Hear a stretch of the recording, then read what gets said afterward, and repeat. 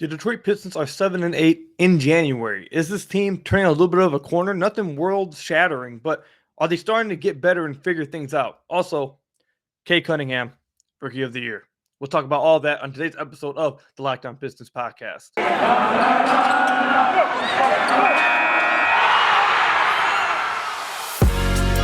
You are Locked On Pistons, your daily Detroit Pistons podcast. Part of the Locked On Podcast Network, your team every day. What's the deal? Welcome back to another episode of the Locked On Pistons podcast. Per usual, I am your host, Koop Cahill. You can find me over on Twitter at Koop Cahill. I want to thank you guys for making Locked On Pistons your first listen of every single day. We are free and available on all your podcast platforms. And if you haven't already, head to the YouTube channel, hit that subscribe button. We have crossed over, I believe, 1,520 subscribers. Let's keep the road going. We're trying to be the best fan base at the Locked On Network. So again, if you're watching this on YouTube and haven't hit the subscribe button, or if you even watch this or listening to this on the podcast version, head to the YouTube channel, hit that subscribe button. It's the best way to support the podcast. I'd really appreciate it. So I'm going to keep it a stack with you guys. Today's going to be a little bit of a shorter episode. And I got to be honest with you guys. Today's episode is coming to you guys a little bit later because last night I had a little bit of some conflicting things I had to do. So I had the Pistons game on, but I also had, obviously, you guys already know the guy in the background, Matthew Stafford's game on. And, he just went to the Super Bowl. So I was losing it yesterday. I was in no shape or form ready to be on the podcast. But I did watch the Pistons game. Don't worry. The Pistons game still is at the forefront of my mind. I had that game on. The Rams game comes second. But I did have the Pistons game on. And there's a few things I want to talk about in today's podcast. Obviously, Cade Cunningham is freaking amazing. We're going to talk about how incredible he is. But also, Sadiq Bey has been playing extremely well over the last 23 games. What does this say about him, and what does this say about the team moving forward? And there are also just some tiny other things I want to talk about at the end of the podcast about what we saw in last night's game. So it's not going to be too long of a podcast, but let's go ahead, stop hinting at it, and let's get right into it. So, Cade Cunningham, he got off to another shaky start. And this one, of course, had to come against Evan Mobley. So you already knew all the drama was going to be there. You already knew once Cade started off 0 for 11 that, here we go. Here we go. Cade against Evan Mobley, 0 of 11. We were just talking all this smack. Everyone was just talking about how he's the Rookie of the Year. Everyone was just talking about all this. And now he goes up against Evan Mobley, and he's shooting 0 of 11. He's not showing up. We look dumb. Maybe Evan Mobley really is better than him. Maybe Evan Mobley really is the Rookie of the Year. He's showing him up. All those kind of things. It was looking bad for Cade early on. Again, another straight game that he started off. I believe that's back-to-back games he started off at least 0 of 10. And that's while what we're going to get into is good and tremendous to see from him, that can't be ignored. That can't keep happening. Like I said, what we're going to end up talking about is great, and you want to see that from a guy who's struggling early on. But that, I think it is, I won't say concerning, but you don't want to continue to see him start 0 of 10, 0 of 11. Like back-to-back games doing that is pretty hard to do, to be honest. It's pretty hard to start off 0 for 10 in back-to-back games. Like that's you don't want to see that from your star guy. So that definitely is something you want to see get better. But after going 0 of 11, and the Pistons were down at halftime, and the Cavs were basically laughing at the Pistons in the first half. They were playing. They were on that street ball stuff. They were thought this was going to be an easy game. They thought, oh, look at this, we got it in the bag. This is easy, all this stuff. Cade Cunningham in the second half goes 6 of 10 from the floor, 2 of 4 from deep. He gets 5 free throw attempts, which is absolutely shocking. I can't believe he got 5 free throws after how he getting smacked around down there and not getting no foul calls. But yeah, 6 of 10 in the second half, leads the Pistons back and gets them a 115-105 victory over the Cleveland Cavaliers after being down, and ends the game with 19 points, 10 rebounds, 10 assists, 3 steals, 1 block, and this might be the best part about it, 1 turnover. Now that I absolutely love this game from Cade, man. First of all, it's already great that he did this against Evan Mobley and got the win against Evan Mobley and the Cavs. So all those Cavs fans that were in my mentions, you guys can go ahead and go back to being quiet because our rookie just shut y'all up. But Cade, it's like, I've told you guys about this problem on the podcast before. It's hard to really talk about Cade because all we can sit here and say is that the dude's just great. He's just amazing. Like, what else am I supposed to say about this? He's able to hit pull-up threes. He's able to get all the way to the basket. All those concerns about his athleticism and whether he'd be able to get to the basket and finish around the rim, that was all stupid. He's able to finish with both hands around the rim. He's able to draw contact around the rim. And this time he actually was able to get free throws. I've told you guys before, I don't think he has a problem with drawing contact. He draws contact. He just doesn't get the calls. I think that's something that will change moving forward, hopefully, probably next year or something when he gets a bigger name, I guess. But there's nothing this dude can't do. What is it that Cade can't do? He can hit free throws. He can shoot from deep. He can shoot pull-up threes. He can shoot catch and shoot threes. He can get to the rim. He can shoot in mid-range. He has a floater game in him. He can play defense. He impacts the game on ball, off ball defensively, and on the weak side coming over on some weak side contests. And I think the biggest thing is he has that clutch gene in him. Everyone knows that crossover step back three that Cade hit to put the Pistons up by, I believe, 6 at the end of this game in the dagger, the Cleveland Cavaliers. That wasn't the only bucket that was ice in his veins. He went unconscious in the fourth quarter. He hit 2 free throws with 26 seconds left. He hit that step back 3 with 1:33 left. He hit another step back 3 with 5 minutes left. He hit a driving layup with 6.5 minutes left. Like, this dude, he's fantastic. The Pistons have themselves their guy. That on display yesterday shows why he was the number 1 overall pick. When he's struggling and when he doesn't have a shot going, he's able to find other ways to contribute to the game. I saw one of you guys tweet at me yesterday and say, when Jalen Green struggles, shooting-wise, he's not bringing anything else to the team. Cade Cunningham can struggle shooting and still be impacting the game and helping you win the game. And yes, like I said, you don't want to see him shoot overtime. That doesn't mean you give him excuses like that doesn't matter. That you don't want to see that. That's bad. That's horrific. That can't happen. The fact is, though, is that when he's struggling shooting, he's able to help you in every other area of the game. And when his shooting comes around, it's lights out. He's able to get his teammates open shots. He's able to get active on the glass for a smaller team that has a 6'9" guy starting at the center spot. He's able to impact off-ball defensively, on-ball defensively. He makes his teammates better. And he closes the deal when you give him that opportunity. Cade Cunningham showed last night against this apparent rookie of the year that he is the best rookie in this class. He showed why he's the best rookie coming into the draft. He's showing why he was called the most complete prospect that they have seen over the past 10 years. And he's showing why he's going to win the rookie of the year at the end of the year. No question about it. He's freaking fantastic. And again, those who didn't watch the game, they're going to see 28% from the field and be like, oh my God, he played a terrible game. 6 of 10 in the second half. Was it 0 of 10 he started off or 0 of 11? Either way, it was either 6 of 10 or 6 of 11 in the second half. Went crazy in the second half. Crazy late. Closed the game out. Another triple-double for him. So now the Cure Auto Insurance commercial actually makes sense. And, hey, that's all I've got, man. Cade's great.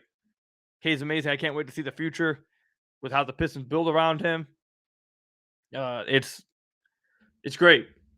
Cade's amazing. He's going to win Rookie of the Year. But something else that I guess hasn't really been talked about enough. I feel like I've talked about it a lot, but maybe we haven't been giving enough attention to apparently his Robin that's been coming to help him in these games, and that's Sadiq Bey. After early ridicule from me, he has completely turned it around over the last 23 games. We'll talk about that in the upcoming segment. But first, I have to tell you guys about one of our sponsors, your guys' favorite sponsor, Built Bar. It's the new year, so that means New Year's resolutions. If yours is about getting fit or eating healthier, make sure you include a Built Bar in your plan. Built Bar is the protein bar that tastes like a candy bar, maybe even better than a candy bar. Built Bar makes it easier to stick to your resolution, because it tastes so good you'll actually want to eat it. Unlike other protein bars which can be chalky or waxy or taste like a chemical spill. You want to eat healthy, but it just gets so boring. But like week 3, you might be thinking, this is just not worth it. Where's all the chocolate at? Well, Built Bars are covered in 100% real chocolate. Most Built Bars contain 130 calories, 4 grams of sugar, 4 net carbs, and 17 grams of protein. So here's an idea for the new year. Go to all your secret treat stashes, at home, in the pantry, at the office, in the car, wherever. Throw out all the sugary or calorie-filled treats and replace them with Built Bars. So when you're craving a snack or a treat, you can reach for something that's healthy and tastes incredible. And there's so many flavors to choose from. Coconut almond, peanut butter brownie, raspberry, cookies and cream, salted caramel, mint brownie, and many, many more. In fact, Built is always coming out with new and limited time flavors. So check out Built.com often to see what's new. So go to Built.com, Use our promo code LOCK15 and you'll get 15% off your order. Again, go to built.com and use promo code LOCK15 for 15% off your order. Built Bar, the best tasting protein bar ever. So I want to thank you guys again for making Locked On Pistons your first listen of every single day. We are free and available on all your podcast platforms. And if you haven't already, head to the YouTube channel, hit that subscribe button. It's the best way to support the podcast. I'd really appreciate it. So again, if you're watching this on YouTube or listening to this on any of the podcast platforms and you haven't hit the subscribe button over there already, head over there, do that. It's the best way to support the podcast. Again, I would really appreciate it.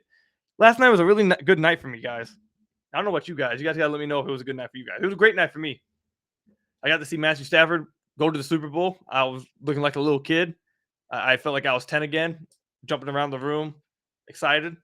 And with this, I got to watch, before that happened, I got to watch Cade Cunningham shut out the Cleveland Cavaliers and play insane and literally hit multiple daggers after daggers after daggers on them. After, Cleveland Cavs fans were in my mentions in the first half about Evan Mobley.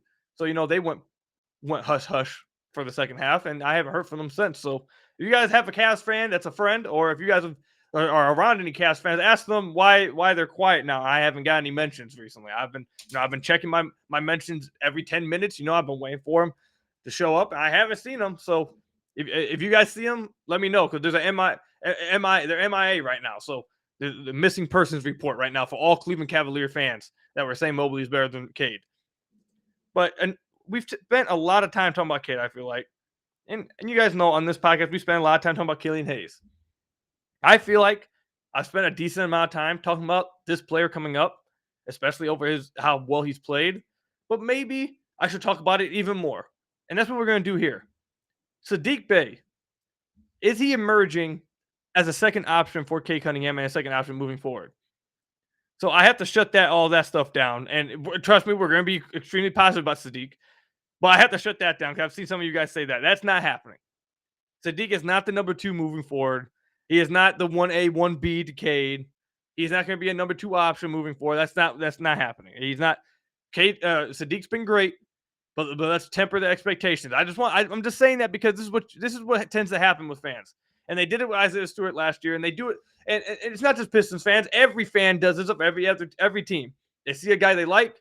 He plays really well, and then they set these absurd expectations for the guy, and then when he doesn't meet those expectations, he sucks, he's a failure, and we hate him.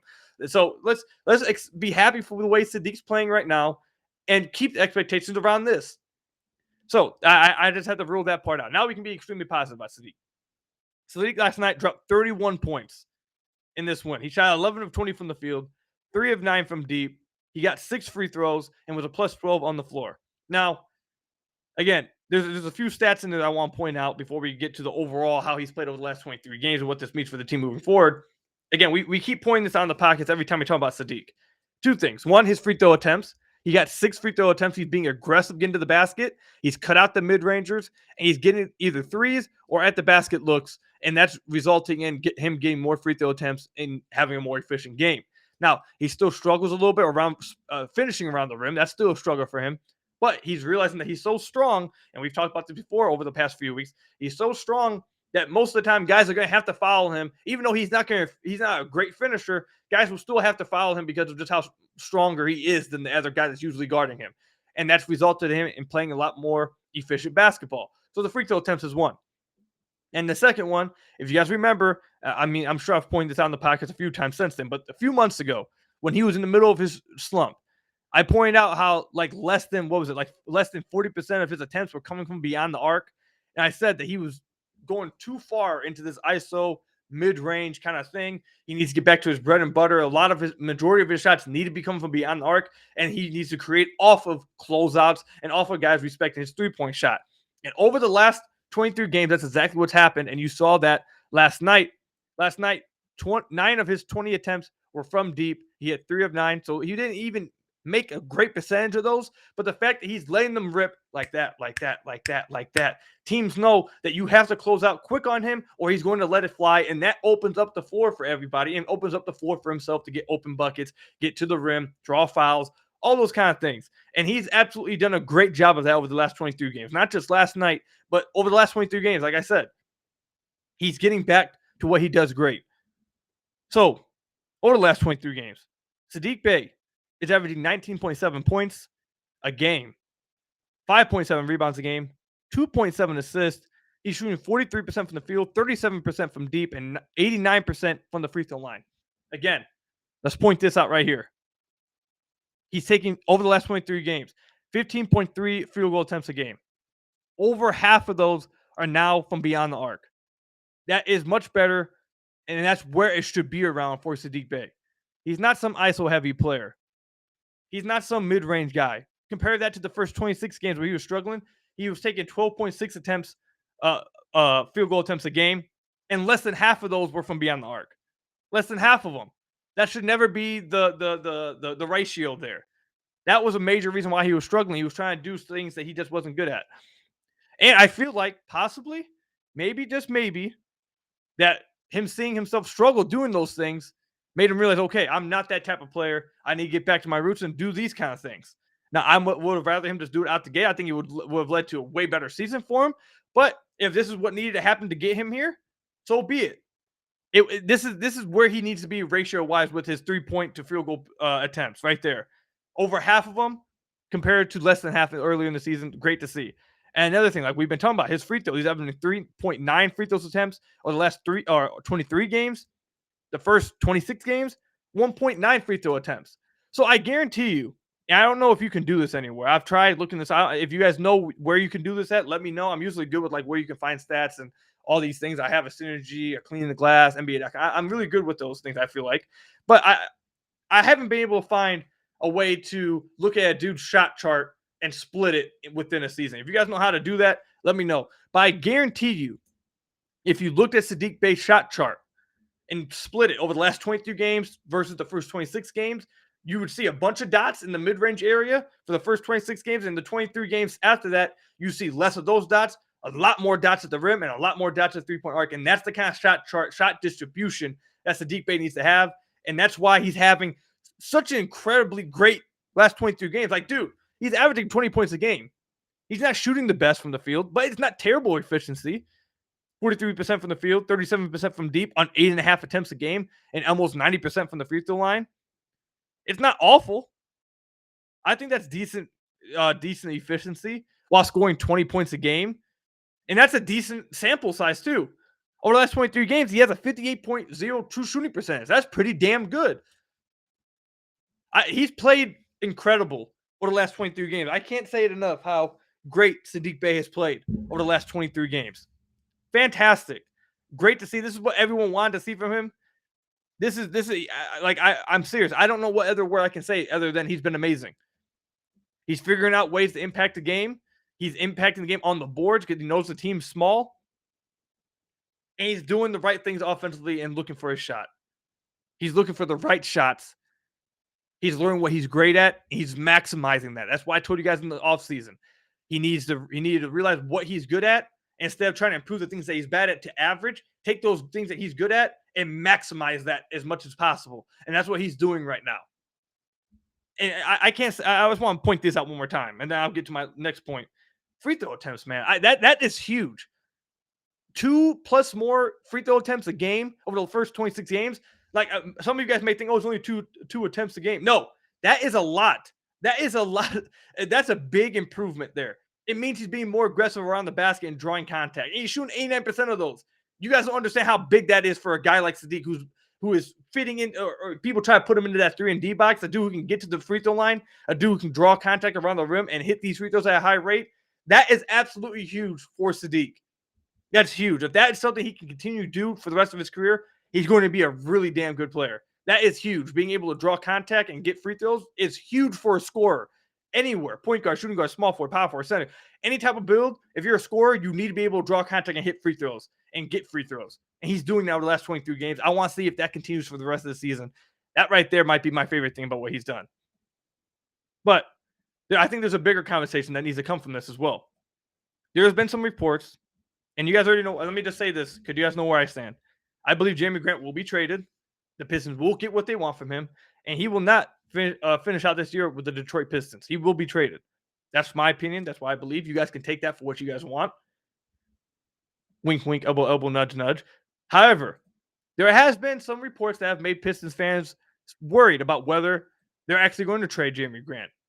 I've seen a lot of Pistons fans believing, okay, he's just going to stick around now. We don't think he's going to get traded. I'll tell you guys this much. Not only do I believe that Jerami Grant will be traded, the Pistons will get what they want,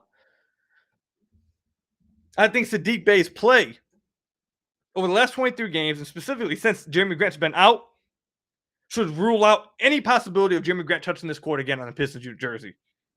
It is absolutely incredibly clear that he plays better without Jerami. It's clear that Killian plays better without Jerami. It's clear that the offense is better without Jerami. Heck, I would venture to say damn near every player on the team plays better without Jerami. But specifically Saddiq Bey, who has played extremely well without Jerami Grant on the team, I think that has to absolutely rule out Jerami Grant coming back to the squad. Combine that with all the other stuff we've obviously talked about, the fact that his value is that high right now, the Pistons need to capitalize on that value and add to their future core, especially because it's basically 100% guaranteed from all the reports. Even if you're questioning if he's going to get traded this year, he's not finishing out his contract with the Pistons. So there's trade him in the offseason. I think it's going to happen now. But anyway, like I say, the team offensively has been better without Jerami Grant. In the 797 minutes that Jerami spent on the floor with the Pistons offense was 7.5 points worse with him on the floor. The only player on the entire squad that plays rotational minutes that's worse than him is Isaiah Stewart. No one else is even close to them two. The next closest after that is 4 points away in Killian Hayes. 4 points away. So them two, it's clear that they just don't play as well offensively with Jerami on the floor. And Saddiq Bey has exploded without him on the floor. I think that has to absolutely rule out the chance of Jerami playing again. And it got to a point now where I feel like if Troy Weaver does not trade Jerami Grant and does not capitalize on his high value, not only will I be mad that Troy Weaver does not trade him for his peak value, I'll be mad that he doesn't trade him and risk potentially ruining what the Pistons have going on with Saddiq, Cade, Hamidou Diallo, Killian Hayes, all of them, because he wants to bring back Jerami Grant, who has made it clear through all these reports he wants a primary role. So all of you guys who keep hoping out there and have been in my mentions saying, well, what if Jerami comes back and just reverts back to the role in Denver? He has made it publicly clear with what he's chosen to sign with the Pistons last year and what he's saying in these reports and what he's requesting in the offseason. He has no interest in giving up the ball. He wants a primary role. He is not going to give the ball up to these guys. He wants a primary role within this offense, and you've seen how bad it hurt the offense with him wanting that. He should not touch the floor again in Pistons uniform. He should be traded, and if he does, I'll be disappointed. I'll actually be mad. I think Saddiq Bey has earned that, him being a part of the young core. I think he's earned the fact, or proved the fact, that the team is better without Jerami Grant right now. They're 7-8 in January. Not world-shattering, but they've been better. So Jerami Grant needs to just go and stay out. Trade him. Peace out. Thank you for everything you do. Thank you for the shelter you're building. You're a great person. I appreciate all that. Great philanthropist. All that stuff that Stephen A. says. Put the graphic at the bottom of the screen. He's a great person, great human being. I'm sure he's a nice guy, a big anime fan, all those things. But his time in Detroit needs to be over. Peace out. Ship him out of here. We appreciate all you did off the floor, man. Great person. Bye-bye. Trade him. Peace out. When we come back, we'll talk about some other things I saw in last night's game against the Cleveland Cavaliers. But first, you guys got to hear from some of our sponsors.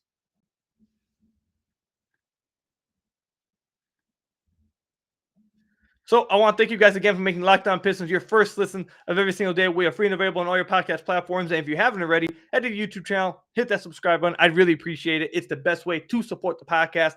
But yeah, let's wrap up the podcast here. I don't want to keep you guys waiting too long. Also, I want to apologize again for you guys getting a little bit of a later release this morning. Or I guess it probably is going to come in around 1 Eastern time, I think, when I post this. Like I said, I was too busy celebrating last night. I was off too much of a high with the Rams going to the Super Bowl. But it is what it is. I got you guys this podcast episode coming anyways. It is what it is. You guys had to wait just a few hours. I'm sure you guys can handle it. But here's some few things I want to point out from last night's game that I do like and don't like, both of them. One, Hamidou Diallo was a minus 20 in this game in 19 minutes. He's not playing extremely well. I don't think he's playing bad, but he's starting to get overtaken in some minutes, which I don't think it means like it's over for Hamidou Diallo.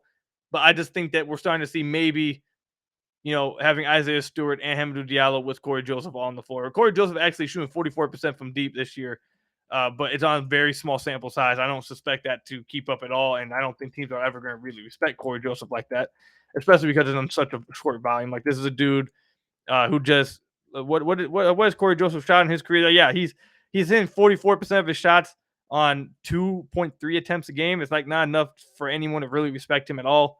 And I don't expect him to continue to shoot at that rate. On his career, he shot 33% from three on 1.5 attempts a game, so he doesn't shoot them. So you basically have three guys out there on the floor who aren't going to shoot the ball from deep, and teams don't really respect him. So I think you're starting to see, especially if Corey isn't like, I get what Dwayne Casey's saying here. Dwayne Casey has said outright that he wants someone aggressive next to Cade who can try to take the load off him. I guess that's why Killian's on the bench now. And because Killian can operate the ball in his hands more, you've seen that. He actually gets to lead the unit and gets to run pick and rolls and stuff, which I thought he's played well in every game so far off the bench so far doing that. But the thing here with Corey is that Dwayne Casey is so in love with Corey Joseph, he actually thinks Corey Joseph is that guy that can do that. Yeah, Corey Joseph went off for 18 points in that one game. That's not something that Corey Joseph is going to do all the time. Like, I don't know why. This is another person that needs to be traded from this team. Corey Joseph. You need to strip Dwayne Casey of Corey Joseph.